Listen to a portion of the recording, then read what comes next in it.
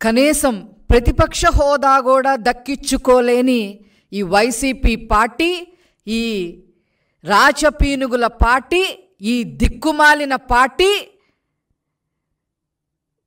ప్రజలు చీకొట్టినా కూడా ఈరోజు వరదలొచ్చి విజయవాడ తదితర ప్రాంతాలన్నీ నీట మునిగి ప్రజలు అల్లాడుతుంటే ఇలాంటి సమయంలో చేతనైతే సహాయ చర్యలు చేయాల్సింది పోయి బురద రాజకీయాలు చేయడానికి తెగబడ్డారు. ఇదేనా మీ సంస్కృతి జగన్మోహన్ రెడ్డి? మీరు సబ్జెక్ట్ తెలియకుండా, ఎందుకు మునిగిపోయిందో కూడా తెలియకుండా, చంద్రబాబు గారు ఎందుకు మునిగిపోయిందో పదే పదే ప్రెస్ మీట్లు పెట్టి చెబుతున్నా దాన్ని కూడా ఆలకించకుండా మీ దారి మీరు ఏదో ఒకటి మాట్లాడేసి ఎప్పుడెప్పుడు లండన్ ఫ్లైట్ ఎక్కేద్దామా అనే ఆలోచనతో ఉంటే అది ప్రజలు గమనించుకోవట్లేదా అని చెప్పి ఈ సందర్భంగా నేను అడగదలుచుకున్నా. మీతో పాటు మీ కలుపు మొక్కలు, ముఖ్యంగా రోజా, సిగ్గు ఎగ్గు లేకుండా ఆమె గురించి మాట్లాడాలంటేనే నాకే చాలా చీదర పడుతుంది. అయినా ప్రజాస్వామ్యంలో తప్పదు కాబట్టి, ప్రజలకి విషయాలన్నీ ఇంకా తెలియాలి కాబట్టి నేను ఈరోజు ఆవిడ ప్రస్తావన తీసుకొస్తా ఉన్నా. చెన్నై గెస్ట్ హౌజుల్లో కూర్చొని ఇష్టం వచ్చినట్టుగా మాట్లాడతా, ముఖ్యంగా చంద్రబాబు గారు అదేవిధంగా లోకేష్ గారి గురించి ముఖ్యంగా ఇష్టం వచ్చినట్టుగా మాట్లాడుతుంది. హైదరాబాద్లో కూర్చున్నారు అని చెప్పి మాట్లాడుతూ ఉంది. నువ్వు నగరి వదిలి వెళ్ళిపోయి చెన్నై గెస్ట్ హౌస్లో శుభ్రంగా ఎంజాయ్ చేస్తున్నావు అనే విషయం ప్రజలందరికీ తెలుసు. అంతకుముందు యూరప్ టూర్లు వెళ్ళి శుభ్రంగా ఎంజాయ్ చేసావని కూడా ప్రజలందరికీ తెలుసు. అప్పుడప్పుడు ఇక్కడికి వచ్చి లేనిపోని అన్నీ మాట్లాడటానికి సిద్ధపడితే తస్మాత్ జాగ్రత్త. అసలు కళ్ళుండి మాట్లాడుతున్నారా, కళ్ళు లేక మాట్లాడుతున్నారా, మతుండి మాట్లాడుతున్నారా, మతి లేకుండా మాట్లాడుతుందా, ఈ రోజు ఎలా మాట్లాడుతుందనే విషయం మాకు ఎవరికి కూడా అర్థం కావట్లేదు. మోకాళ్ళ లోతు నీళ్లు వచ్చి ప్రజలు అల్లాడుతుంటే వాళ్ళ బాధని తన బాధగా చేసుకొని నారా చంద్రబాబు నాయుడు గారు కంటి నిండా కునుకు లేకుండా అహర్నిశలు కష్టపడుతూ ప్రజలకి నేనున్నాను అండగా అని భరోసానిస్తూ వాళ్ళకి తిండి దగ్గర నుంచి, వైద్యం దగ్గర నుంచి, సరుకుల దగ్గర నుంచి, వాళ్ళకి మానసికంగా భరోసానిచ్చే దగ్గర నుంచి, ఆ తర్వాత తీసుకోవాల్సిన చర్యలు, అక్కడ ఏదైనా ఫైర్ ఇంజిన్ ద్వారా మట్టి తీసేయడం దగ్గర నుంచి, గర్భిణీ స్త్రీలని తరలించడం దగ్గర నుంచి, చిన్న పిల్లల్ని కాపాడటం దగ్గర నుంచి, కొద్దిగా జబ్బు చేసిన వాళ్ళందరినీ జాగ్రత్తగా హాస్పిటల్ తీసుకెళ్లే దగ్గర నుంచి,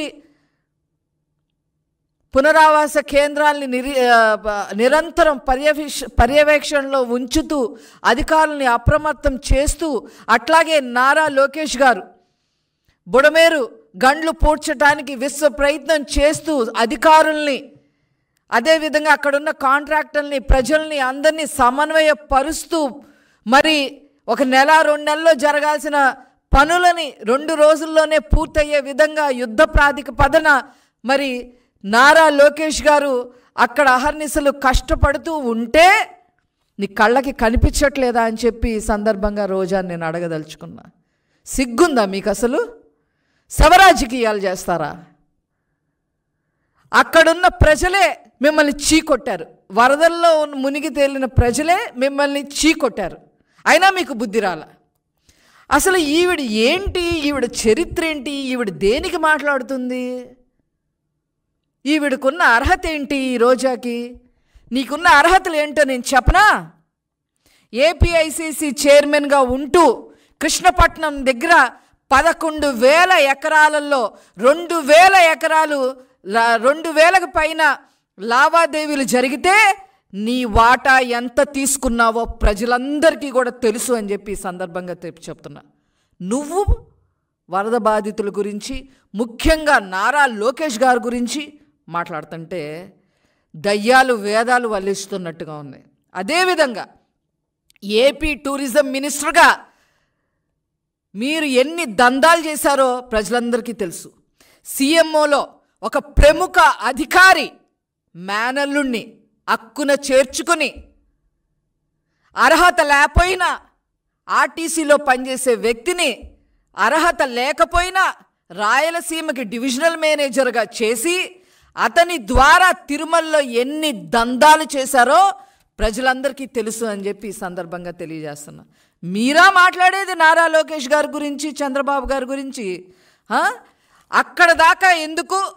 కూటవేటు దూరంలో, అంటే జగన్మోహన్ రెడ్డి ఇంటికి కూటవేటు దూరంలో ఎన్ని ఎకరాలు కబ్జా చేశారో, ఆ కబ్జా చేసిన వాటికి మీ బినామీ పేరు, ఒక రెడ్డి గారి పేరు కూడా మాకు తెలుసు. ఆ రెడ్డి గారు ఉండబట్టలేక మీకోసం గెస్ట్ హౌస్లు కడుతున్న విషయమూ మాకు తెలుసు. మీరా నారా లోకేష్ గారి గురించి మాట్లాడేది? అసలు ఏం పని నీకు ఇక్కడ? మంగళగిరి నియోజకవర్గంలో జగన్మోహన్ రెడ్డి గారి ఇంటి పక్కన నూతక్కిలో ఎన్ని ఎకరాలు భూమి దందా చేశావు? అసలు నీకేం పని ఇక్కడ? అదేవిధంగా నగరిలో కూడా ఎవరైతే ఈ రెడ్డి గారు ఉన్నారో అతనికి నగరిలో కూడా బినామీ పేరుతో మీ ఆస్తులన్నీ భుజాల మీద మోస్తున్నాడనే విషయం ప్రజలందరికీ తెలుసు.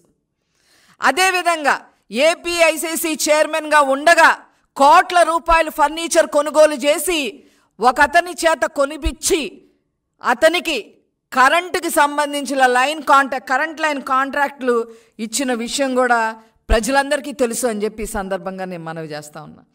అంతేకాకుండా ఎక్కడెక్కడమ్మా ఇళ్ళు మీకు?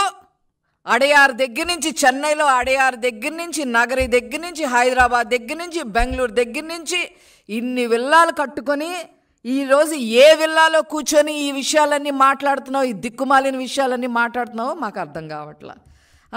అదేవిధంగా పోనీ ఇంటి బయట దందా చేసావు, కాన్స్టిట్యుయెన్సీ నియోజకవర్గ బయట చేసావు అనుకుంటే సరే, చేసావు, సరే, నీ బుద్ధి అలాంటిది. నియోజకవర్గ ప్రజలనైనా ఏమన్నా వదిలిపెట్టావా? నీ అన్నదమ్ములు ఇద్దరిని పక్కన పెట్టుకొని వాళ్ళ నియోజకవర్గం మొత్తం వాళ్ళకి అప్పచెప్పి నియోజకవర్గ ప్రజల్ని, నగరీ నియోజకవర్గ ప్రజల్ని ఎంత నాశనం చేశావో అక్కడ ప్రజలను అడిగితే చెప్తా ఉంటారు. ఏ కాంట్రాక్ట్, క్వారీల దగ్గర నుంచి ఏ కాంట్రాక్టర్లు అయినా సరే మీకు కప్పం కట్టాల్సిందే. ఆ కప్పం కట్టలేక ఒక అతను హార్ట్ అటాక్ వచ్చి కూడా చనిపోయిన విషయం నీకు గుర్తులేదా రోజా అని చెప్పి ఈ సందర్భంగా నేను అడుగుతా ఉన్నా. నీకు డబ్బులు ఇవ్వలేక, లంచాలు ఇవ్వలేక, కాంట్రాక్ట్ పనులు చెయ్యలేక హార్ట్ అటాక్ వచ్చి చనిపోయిన వాళ్ళ లిస్టు కూడా మా దగ్గర ఉంది అని చెప్పి ఈ సందర్భంగా నేను తెలియజేస్తా ఉన్నా. అంతేకాదు వడమాలపేట అంజేరమ్మ కనుమ దగ్గర డీకేటీ ల్యాండ్స్, పేద ప్రజల యొక్క భూముల్ని ఎన్ని ఎకరాలు కొట్టేశావో ప్రజలందరికీ కూడా తెలుసు. అంతేకాకుండా అనధికారికంగా టోల్ గేట్లు కూడా నడిపి నగరి నియోజకవర్గ ప్రజలు నడ్డి విరిచేసిన హీన చరిత్ర మీది. ఇవన్నీ చేయటమే కాకుండా మున్సిపల్ చైర్మన్గా ఒక మహిళను చేస్తానని చెప్పి ఆమె దగ్గర డబ్బులు వసూలు చేసి, లక్షల్లో డబ్బులు వసూలు చేసి మానసికంగా ఆవేదన చెందే విధంగా మానసికంగా ఆ అమ్మాయిని అన్ని రకాలుగా ఇబ్బందిన పాపం మీకు ఉందా లేదా అని చెప్పి అడుగుతున్నా. ఇన్ని రకంగా రాజకీయ నాయకుల్ని, మీ పార్టీలో ఉన్న రాజకీయ నాయకుల్ని కూడా వదిలిపెట్టకుండా ఈ రకంగా చేసిన నువ్వు ఈరోజు నారా లోకేష్ గారి గురించి మాట్లాడే అర్హత ఉందా అని చెప్పి అడుగుతున్నా. 3132 కిలోమీటర్ల మేర పాదయాత్ర చేశారు. అక్రమంగా తండ్రిని జైల్లో పెడితే అన్నీ భరించారు, సహించారు, అన్నీ ఒంటి చేత్తో ట్యాకిల్ చేసుకొని ఈరోజు ఈ పార్టీ 164 సీట్లు గెలవటంలో 95% కృషి నారా లోకేష్ గారిది ఉంది ప్రజలతో పాటు. అట్లాంటి వ్యక్తిని ఈరోజు నువ్వు ఇష్టం వచ్చినట్టుగా మాట్లాడుతున్నావంటే అది నోరా లేకపోతే తాటి మట్ట అనేది మీరే తేల్చుకోవాలి. సిగ్గులేదు మీకు? కొంచెమైనా సిగ్గుందా మీకు? ఒక నటి, నువ్వు సాటి నటివే. జత్వాని అనే నటిని ఏ రకంగా చేశారో, ఏ రకంగా మానసికంగా అమ్మాయిని మా ఆవేదన గురి చేశారో, ఏ రకంగా హింసించారో, అధికారులు వీటీపీఎస్ గెస్ట్ హౌస్లు తీసుకెళ్ళి ఏ రకంగా ప్రవర్తించారో, తర్వాత జైల్లో ఏంటది పోలీస్ స్టేషన్లో నైట్ టైం అంతా ఇంటరాక్షన్ పేరుతో ఏ రకంగా ఉంచారో, ఆ అమ్మాయిని ఎంత చిత్రహింసలు పెట్టారో, ఆ అమ్మాయి వచ్చి ఇక్కడ వాంగ్మూలం కూడా ఇచ్చి వాళ్ళ తల్లిదండ్రుని ఎంత ఇబ్బంది పెట్టారో చెప్పి సాటి నటిగా ఒక్క మాట మాట్లాడలేని నువ్వు ప్రాపగాండా వచ్చిద్దని, ఏదో ప్రాపగాండా వచ్చింది అంటే మనం నారా లోకేష్ గారి గురించి మాట్లాడితే మనం కూడా ఆ స్థాయికి వెళ్ళిపోతాము, లేదా నారా చంద్రబాబు నాయుడు గారి గురించి మాట్లాడితే అందరూ నా ఇంకా చూస్తారు అనే దానికి దిగజారిపోయావు అని అంటే నీ మనస్తత్వం ఏ రకంగా ఉందో ఆలోచించు. వరదలు వస్తే గొడుగు పట్టుకొని రీల్స్ చేయటం కాదు, ఎలా పని చేయాలో, ఏ రకంగా భరోసా ఉండాలో, ప్రజల్ని ఏ రకంగా భయభ్రాంతులకి గురి కాకుండా వాళ్ళని కాపాడుకోవాలో, వాళ్ళ ప్రాణాలు ఏ రకంగా నిలపాలో మేమున్నాము అని చెప్పి చేసిన నాయకుడు నారా చంద్రబాబు నాయుడు గారు, నారా లోకేష్ గారు. మంత్రులందరినీ ఈరోజు ఫీల్డ్ మీద నిలబెట్టారు. విజయవాడ వాసిగా నేను కూడా వెళ్ళాల్సింది, కానీ వైరల్ ఫీవర్ అటాక్ అవ్వటం వల్ల నేను వెళ్ళలేదనే బాధ చాలా ఉంది నాకు. కనీసం మీకు ఆ గిల్ట్ కూడా లేదు. Being a